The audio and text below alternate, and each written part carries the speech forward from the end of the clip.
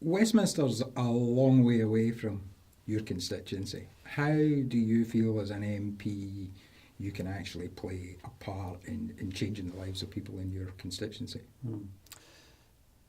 Westminster is a long way away in lots of different respects. It's, in my view, quite detached from the issues that confront the people of Caithness, Sutherland and Easter Ross.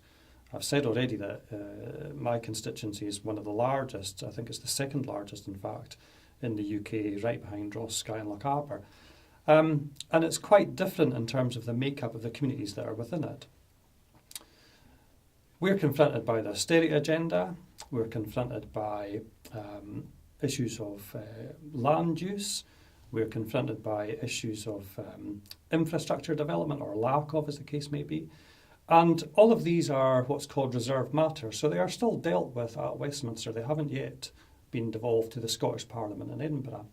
So there is a significant piece of work still to be done at Westminster in terms of representing the interests and the needs of the people in my constituency.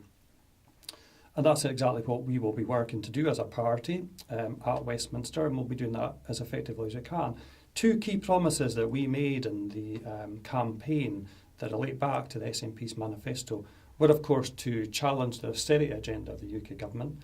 And that's a big issue, I think, and will continue to be a big issue. The Conservative government are now promising an additional £12 billion worth of cuts to the welfare state alone.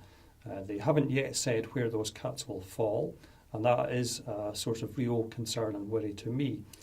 Already my mailbag is full of individuals who are challenged by issues such as the transfer of their benefits from disability living allowance to personal independence payments, and the time that transition is taking, and that's causing significant hardship. I'm also confronted by individuals who are struggling with the low level of pension that is paid to our older people in the UK, which is on a par with Mexico. It's the lowest level of pension anywhere in Europe. There's a lot of hardship attached to that as well. So the austerity agenda, we were faced with the transfer of and the growth of universal credit, which will now be getting rolled out.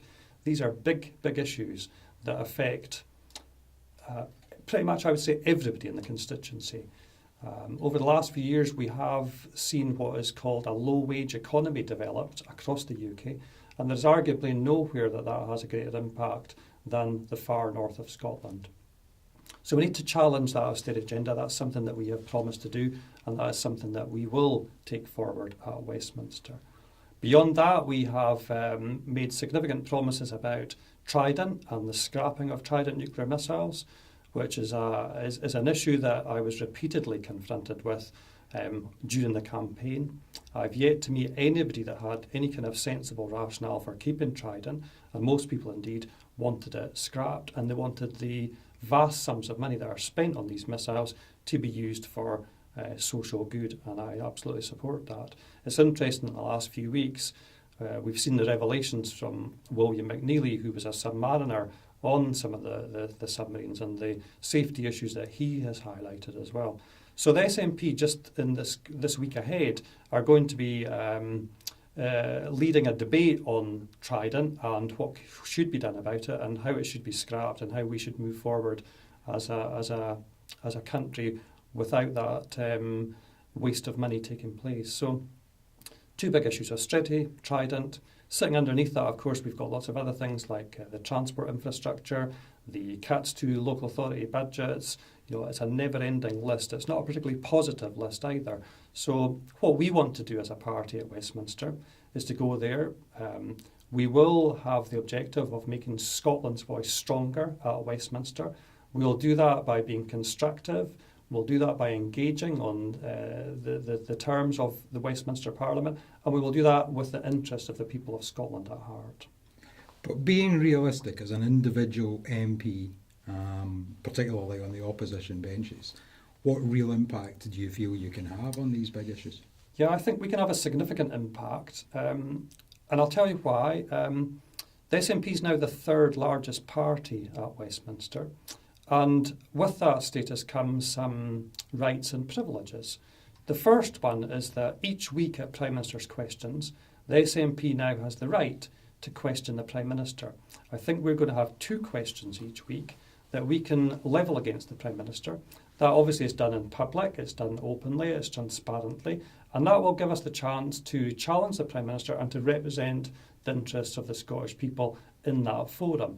That's something that we've never ever had the opportunity to do before, because in the past we only had 6 MPs.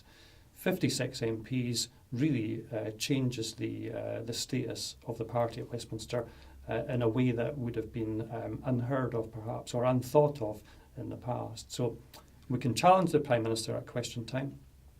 The second thing that we can do is, as the third largest party, we will have a seat at the table at every single standing committee. Now, most of the work in a parliament is done in the standing committees. That's where the legislation is developed, that's where it's challenged, that's where it's thought through. So we will now have the opportunity to sit at each of those standing committees and contribute to the debate and influence the discussions. And interestingly, we will also have the right to chair 2 of these standing committees as well. And that's something that we've never had in the past either. So Scotland's 56 MPs will now be sitting at the table where the legislation is being developed, and that's a significant influence, and we will use that to our best effect. The third aspect is that as the third largest party, we are entitled to financial assistance from the UK Parliament to administer our party and to establish a research base. And that will bring, it's called short money, that will bring a significant income to the SNP at Westminster to develop our knowledge base, to give us the information and the resources that we will then need as MPs to challenge the Prime Minister and to contribute to the debates at the standing committees. So, as an individual MP and as part of a collective of MPs, we really now do have a significant influence, and we will use that wisely and we will use it constructively.